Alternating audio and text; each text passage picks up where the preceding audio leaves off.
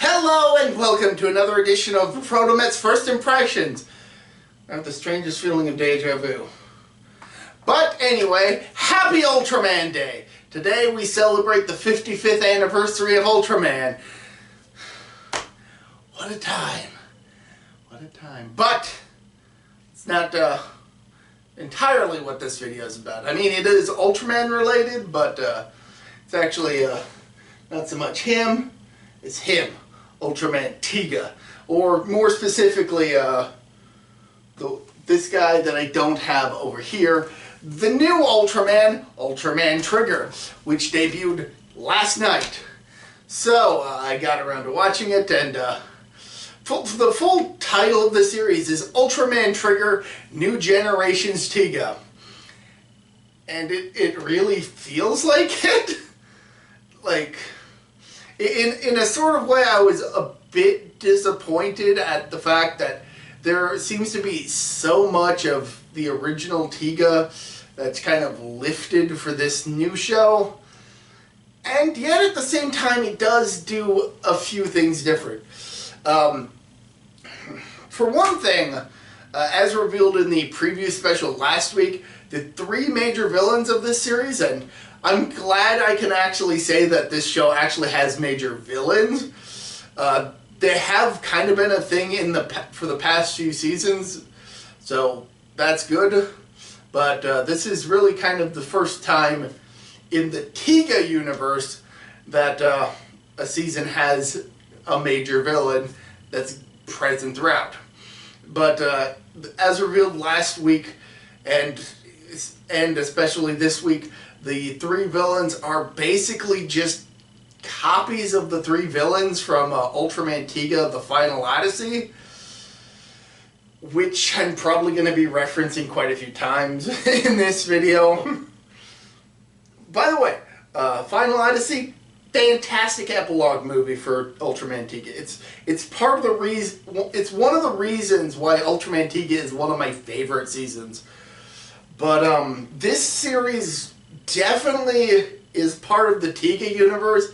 It's at some uncertain amount of time after the events of Dyna. I don't know if it's set before or after the events of Ancient Giants of Light, which is like a sequel to Tiga set like 60-some years after that.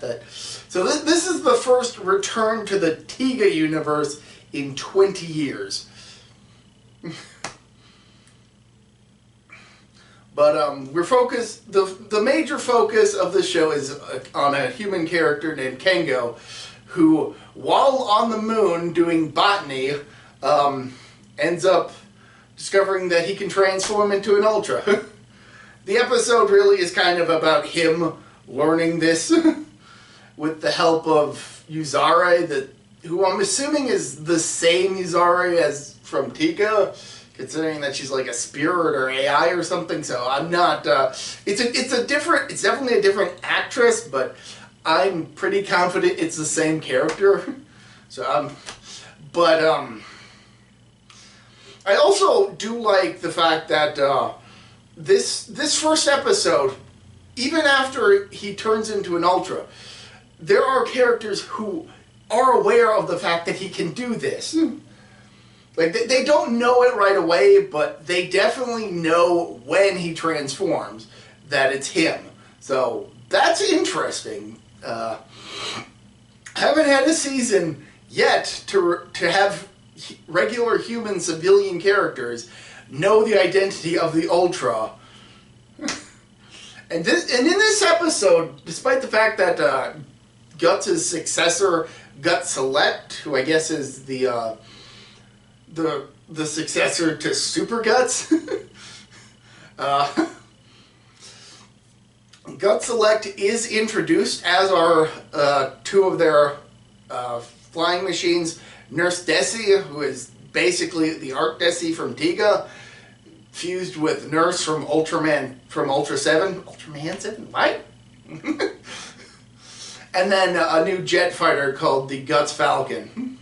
Pretty uninspired name, that one. But Nurse Desi, interesting. And those were and it's stated in the episode, those were created specifically to battle monsters after monsters showed up. I think they said like 6 years earlier. So I honestly don't know if Earth is still being attacked by monsters, or if the monsters were defeated and then Gut Select and its machines were created to combat those should they appear again. I'm not certain. But Kengo. Getting back to Kengo, he's a botanist on the planet Mars. And this initially had me intrigued, because I was like, oh, we're going to get an Ultraman show set on a planet other than Earth? Unfortunately, that's not the case, as revealed by the end of the episode, as Kengo basically is sent down to Earth to join Gut Select, but that's like at the end of the episode. But you kind of figure that that's the inevitable outcome. Of course he's going to join Gut Select. But what I do like is that let me hold on. So I'll get to what I like about the episode. So Kengo is trying to get this flower he calls Relia, after the place that this guy is from. Can anybody see him? Can anybody see him? Which is itself a reference to the same location as the final monster from Ultraman Tiga's show, Gatanathoa, originated from, which was clearly a reference to this guy. Yeah, Tiga surprisingly had Lovecraftian elements that were only revealed like right at the end. I didn't even know that the place that Gatanathoa came from was called Relia, and that the ruins that appear in Final Odyssey were also called that. I didn't know that until I was rewatching, or until I was watching the clip series that preceded this show. But he decides to name the flower after that. I don't know if that was on purpose or if he just liked the name. But he's trying to get that to bloom as a botanist on Mars, and it's apparently the only plant he's managed to successfully get to even grow in Martian soil due to the heavy metal content, which is actually mentioned in the episode. So, and he thinks, oh, I've got an idea. They recently discovered these ruins similar to ones found on Earth. Maybe the soil near there has enough nutrients for plants to grow. So he decides to go down to, he kind of follows his mother, who is a high-ranking member of the foundation that they're both working for, who has gone down there with the chairman of the foundation, played by the same actor who plays the gruff warrior character from the Hiro Yoshihiko series. If anybody's seen that, that is a hilarious series. He looks quite a bit different without the whole mutton chops look, but so he goes down there. And the team that are down there with, Kengo's mother and the chairman, they're there to just kind of look at things and look at this giant sword, which right in front of them kind of starts to glow a bit. And as it turns out, so does Kengo's hands. Also, Yuzare showed up in one of his dreams at the beginning of the episode, but she kind of has a slightly minor role. I'll talk about that a bit later. But then stuff starts collapsing as, I guess, the lead villainess, Karumira, who's definitely a reference to Camilla from Final Odyssey, as previously mentioned. She got awakened after being hit by a meteor, an asteroid, a floating space rock while floating in space. She makes her way to Mars. She summons a fusion monster named Golba, who's a fusion of, these two. Golza and Melba. Gonna And to my keen eye, I just realized that that was just the 5 King suit minus 3 of the monsters. Hey, I mean, both these two were the first 2 monsters to show up in Tiga, so it kind of makes sense that they would at least use the suit that has these 2 monsters in it. So they start attacking, which causes rumblings down in the ruins. And it's at this point that Kengo actually ends up unknowingly using his powers to protect himself from falling debris, which is seen by everybody. And that's how and at first I was like, did other people see that? Do they know? Yes, they do. Good. I was like, oh, great. Love that. I actually do. I'm getting a little overexcited here.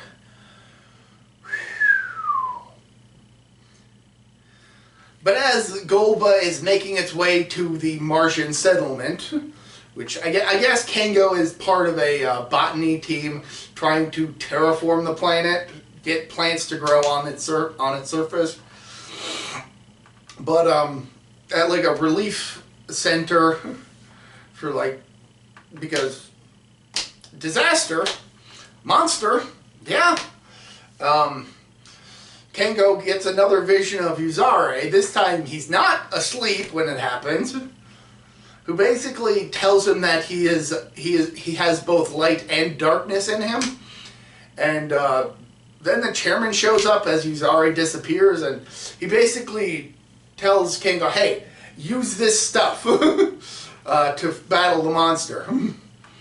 It's up to you to grab your own destiny." And I can honestly say this makes a whole lot of sense that he would kind of instinctually, that this guy would know that Kengo has the potential to become an Ultraman, because this series is a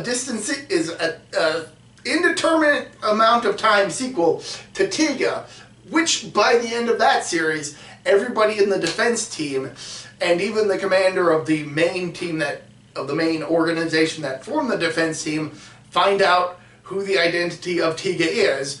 And so yeah, it would make sense that there would be people who are aware that humans can become giants of light. I loved that detail. I loved that. It's like, part of me felt like they were gonna maybe go the same route that they've always done, which was, have the Ultraman keep his identity as an Ultra secret.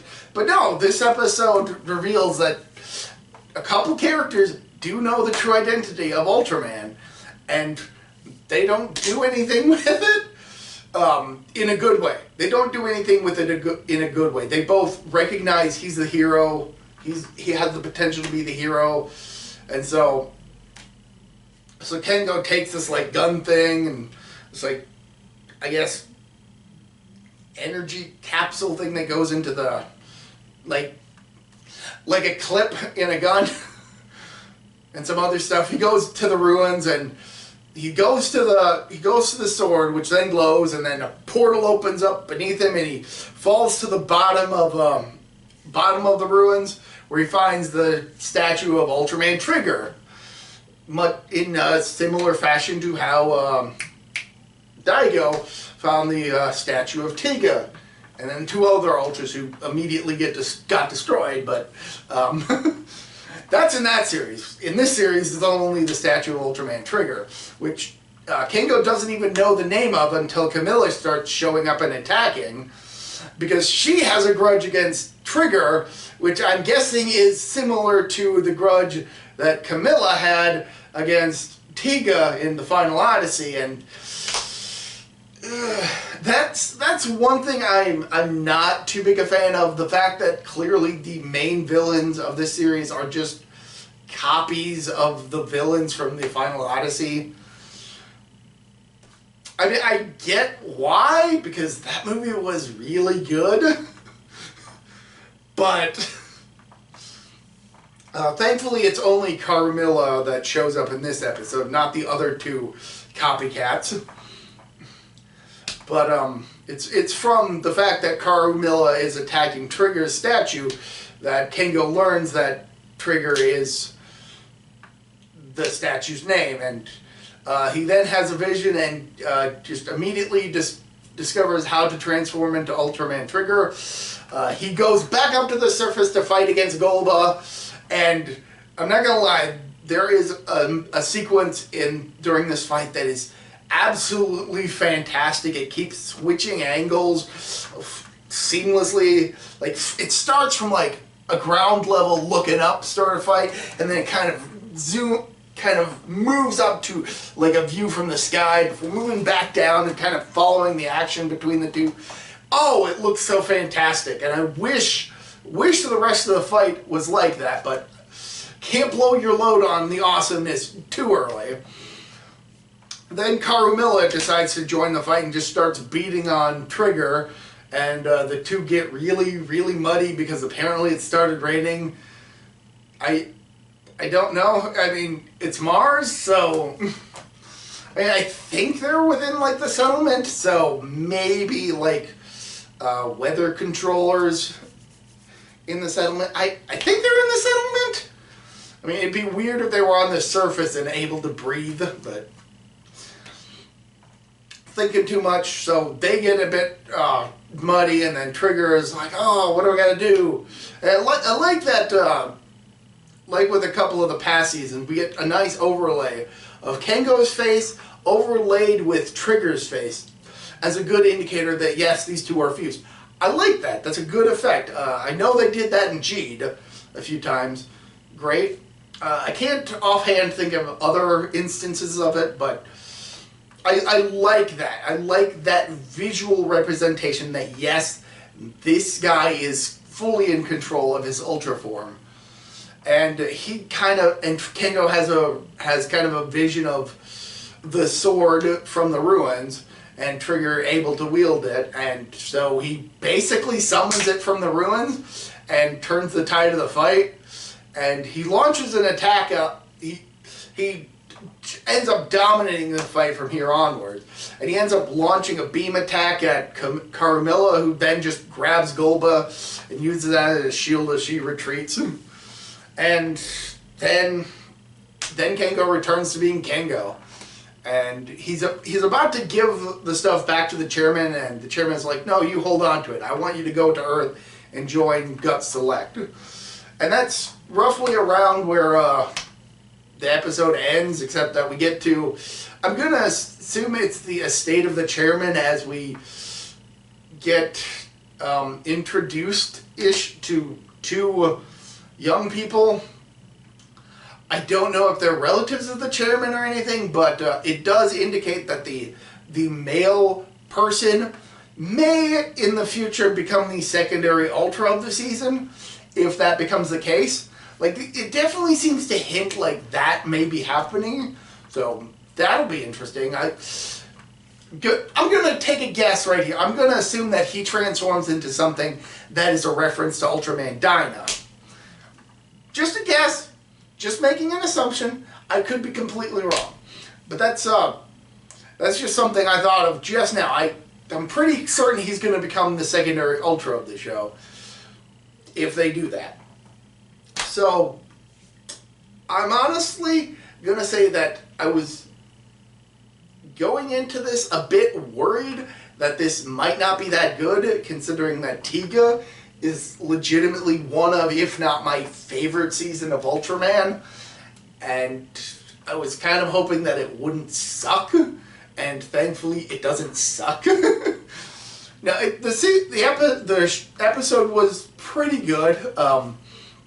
Had some elements that I wasn't too much a fan of, but that was more down to them just taking so much from Ultraman Tiga, but it did enough unique to really justify itself.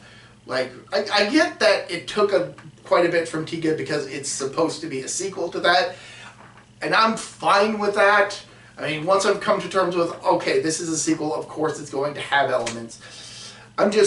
I'm disappointed that the lead villain is just straight up the villain from the Final Odyssey, but with a slightly different name and appearance. Like, it's clear they took inspiration from that wholesale. it's kind of that meme is like, oh, can I copy your work? It's like, yeah, just make some changes so that it's not obvious you copied it. And it's obvious that you copied it. But I get it. Ultraman Tiga came out in the mid-90s, over 20 years ago. And it's still popular now, so I get it. I get it.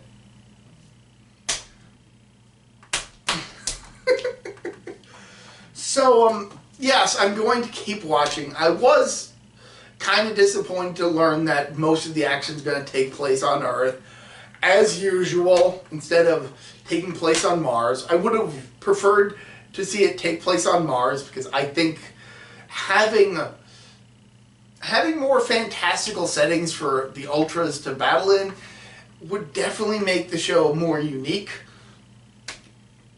and stand out more. And let's face it, almost every series of the Ultra series that has an Ultraman in it takes place predominantly on Earth. It's getting kind of tiresome. I guess that's... Never mind. I was just thinking of Q Ranger and how that one started out with the whole, a lot of it's taking place on different planets, and then transitioned to everything taking place on Earth. And how disappointed I kind of was at that. I mean, I figured they'd do that eventually, but this is not a review of Q Ranger. This is a review of the first episode of Ultraman Trigger. So, yeah, I'd say go check out Ultraman Trigger. I'm definitely going to keep watching because, of course, I am. But at least I'm interested to see how things progress. I'm hoping that the rest of the Gut Select team find out that Kango can turn into Ultraman Trigger, and that stays a plot point. I'm really hoping that they, you know, don't just have everybody not be aware, because that's so cliche. Like, I get it. I get why the shows do that, but it's whatever. It's whatever. So, yeah, I'm definitely going to keep watching. So, until next time, this has been me, ProtoMet. See ya!